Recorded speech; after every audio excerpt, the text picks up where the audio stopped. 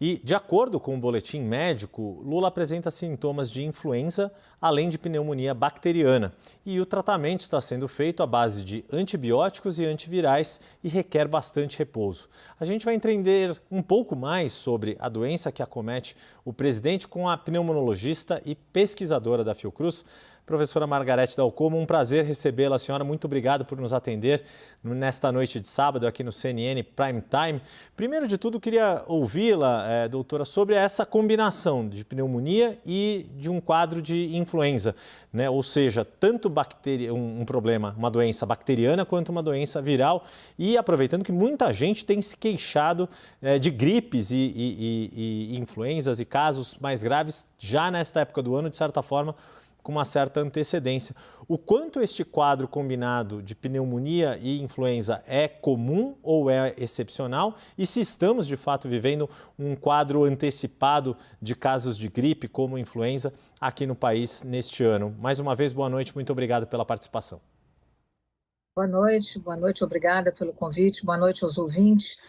Na verdade, essa questão da sazonalidade das doenças virais, ela permanece sendo verdadeira, mas menos do que ela já foi. Nós temos visto, inclusive, algumas microepidemias e alguns surtos de viroses de transmissão respiratória fora da época do outono, nessa época de abril e maio, onde costumam ser mais comuns alguns vírus. Isso, então, portanto, é bastante comum hoje se verificar a associação de doenças virais de transmissão respiratória antecedendo uma infecção bacteriana. Isso não é algo novo, nós especialistas estamos muito acostumados a ver, sobretudo em pessoas de mais idade. O presidente Lula não é um jovem, é um homem de 76 anos e que tem, enfim, algumas situações de agenda muito pesada, certamente foi estressado do ponto de vista físico, digamos, né, por uma agenda pesada dos últimos dias, se contaminou com uma infecção viral que foi detectada pelo vírus influenza A, está recebendo medicamentos antivirais e houve uma contaminação bacteriana, ou seja, uma pneumonia bacteriana, que nós chamamos uma PAC, uma pneumonia adquirida na comunidade. Em geral, ela é causada, né, ela é causada por um patógeno, uma bactéria bastante frequente, responsável na maior parte das vezes, que é o pneumococo, e é sensível aos medicamentos, de modo que a nossa expectativa é que seja mais um caso num paciente dessa idade, dessas condições, e a meu juízo, eu quero deixar bem claro que, como especialista, eu teria tomado a mesma recomendação.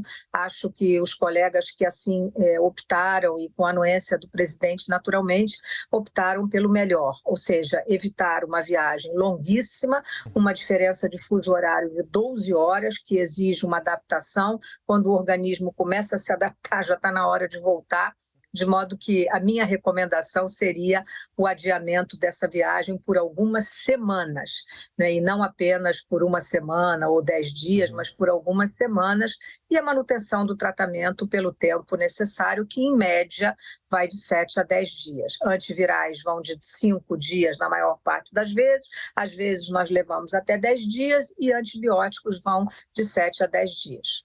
Pois é, doutora, a senhora mencionou essa questão da viagem, do quanto uma viagem dessa é longa, não só pelo ambiente da cabine do avião, mas pela necessidade de fazer escala. De fato, é um esforço bastante grande mesmo para pessoas mais novas e, em especial, para um septuagenário, como é o caso do presidente. Esse ambiente de aviões, de aeronaves, e a gente acompanhou muito essa preocupação, e a senhora foi fundamental para todos nós brasileiros entendermos tudo o que estava ocorrendo durante a pandemia da Covid-19, o quanto um ambiente de cabine pressurizada como um avião com longas viagens, o quanto isso agravaria ainda mais o quadro, poderia, não só depois a questão do fuso horário, mas a própria permanência no avião poderia ser também um fator de agravamento do quadro de saúde do presidente. Sem dúvida, a observação é muito pertinente porque, embora nós saibamos que todas as aeronaves sofreram, a partir da pandemia da Covid-19, adaptações e modificações no seu sistema de aeração, ou seja, colocaram filtros de alta filtragem, foi modificada aquela maneira de ventilar os aviões e de dar oxigenação. No entanto, nós sabemos que nenhum ambiente dentro de uma cabine de avião tem oxigênio a 100%, isso não existe. Então, portanto, por isso é que nós ficamos tão cansados quando viajamos de avião, né? Então, isso gera um cansaço físico que necessita algum tempo de recuperação. De modo que não há dúvida de que sem uma viagem tão longa de avião, né, que é tão diferente de um voo curtinho, de 40 minutos ou 1h30, como ele fez vários ao longo dos últimos dias, né? O Brasil é um país muito grande, ele fez várias viagens num período de 2 dias. Então, tudo isso seguramente contribuiu para que, falando o tempo todo, mostrando desempenho, isso tudo exige um esforço físico que muitas vezes o paciente não se dá conta, né? Até porque qualquer um de nós, como estamos ali num desempenho, né, fazendo aquilo, ele fazendo certamente o que ele mais gosta de fazer, né, mas, sem dúvida nenhuma, a decisão de colocá-lo em repouso. E quero dizer também que esse repouso, ele não é um repouso relativo. Certamente ninguém está mandando ou pedindo ao presidente que ele fique deitado o tempo inteiro. É um repouso saindo dessa rotina tão pesada e ficando num ambiente tranquilo da sua casa, lendo, ouvindo música, enfim, fazendo alguma coisa que seja agradável, conversando com seus familiares, seus amigos, né? E durante esse fim de semana, pelo menos, os próximos dias, eu diria, tendo uma agenda um pouco menos pesada do que ele costuma ter. Eu estava ouvindo a senhora falando, né, professora? É o que a gente consegue fazer, mas um presidente da República é muito difícil conseguir desligar totalmente, ainda mais em se tratando de ser presidente do Brasil. Mas queria aprofundar esse aspecto que a senhora coloca de como deve ser, o que a gente deve esperar da agenda do presidente enquanto ele está em tratamento. Uma agenda mais reservada, no mínimo, sem exposição pública ou com o mínimo de exposição pública e, na medida do possível, com o mínimo de estresse, porque a gente sabe que o estresse também tem uma influência bastante forte no quadro clínico das pessoas, em especial quando a pessoa acaba sendo acometida por uma doença, né?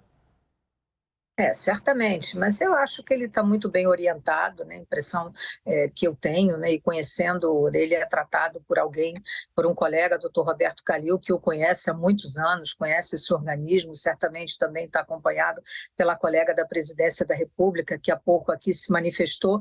A conduta terapêutica é aquela que nós faríamos em qualquer situação, ele não exige hospitalização, é um quadro como a maior parte dos quadros dessa natureza pode ser tratado em casa, no seu domicílio, de modo que o esperado, a nossa expectativa é que ele responda. O presidente Lula é um homem muito forte do ponto de vista clínico e físico, né? O seu histórico já demonstrou isso em vários momentos difíceis, e seguramente a nossa expectativa é que ele evolua muito bem ao longo dos próximos dias.